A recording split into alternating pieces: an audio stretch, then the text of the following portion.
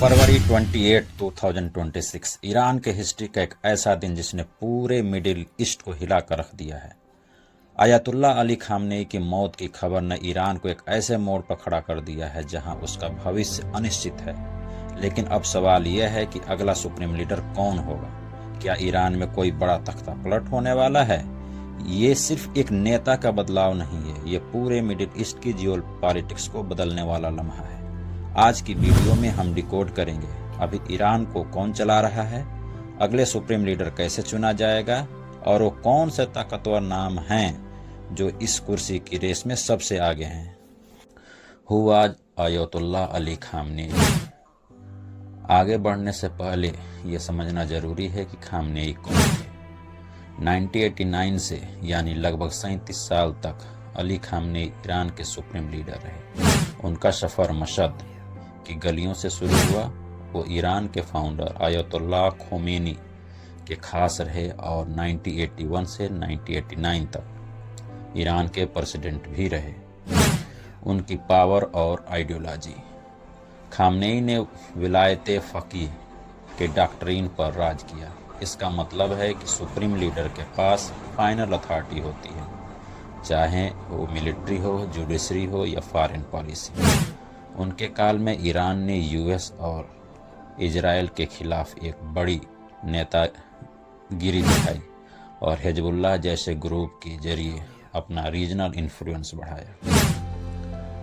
The interim leadership. लेकिन सवाल यह है कि अभी ईरान कौन चला रहा है। ईरान के कॉन्स्टिट्यूशन के आर्टिकल 111 के मुताबिक जब सुप्रीम लीडर का ऑफिस खाली होता है तो एक इंटरिम लीडरशिप काउंसिल देश की कमान संभालती है। 1 मार्च 2026 से ईरान इन 3 लोगों के हाथों में है।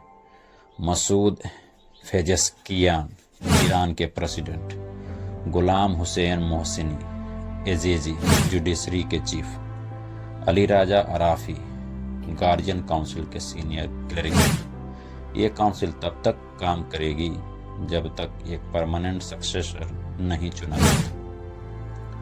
How is the leader chosen? असली पावर असेंबली ऑफ एक्सपर्ट के पास है।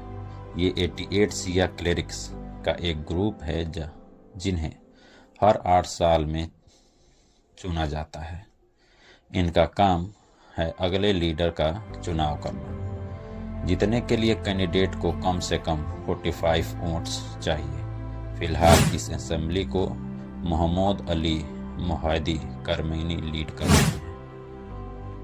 Top contender. बंद दरवाजों के पीछे ये 4 नाम सबसे ज्यादा चर्चा में। मुस्तबा खमेनी 56 ईयर्स के हैं, लेट लीडर के बेटे हैं। इनका IRGC रेवोल्यूशनरी गार्ड में बहुत असर है, लेकिन लोग हेरिडेटरी सक्सेशन यानी कि परिवारवाद से डरते हैं। अली राजा अराफी 67 ईयर्स जो पहले से इंटरिम काउंसिल में हैं, ये ईरान के मदरसा सिस्टम को कंट्रोल करते हैं। हसन खोमेनी 53 ईयर्स ईरान के फाउंडर के पोते। इन्हें थोड़ा रिफॉर्मिस्ट या नरम दल का माना जाता है।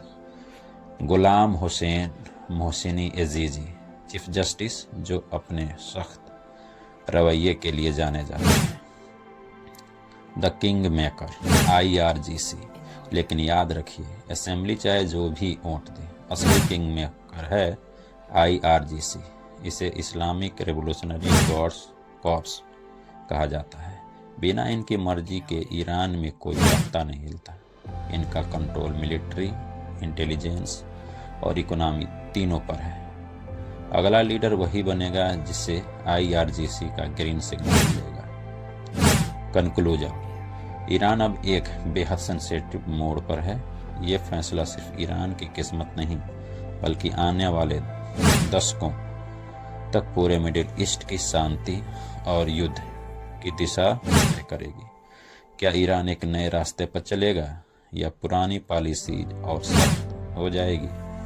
आपको क्या लगता है, अगला सुप्रीम लीडर कौन होना चाहिए? कमेंट करके जरूर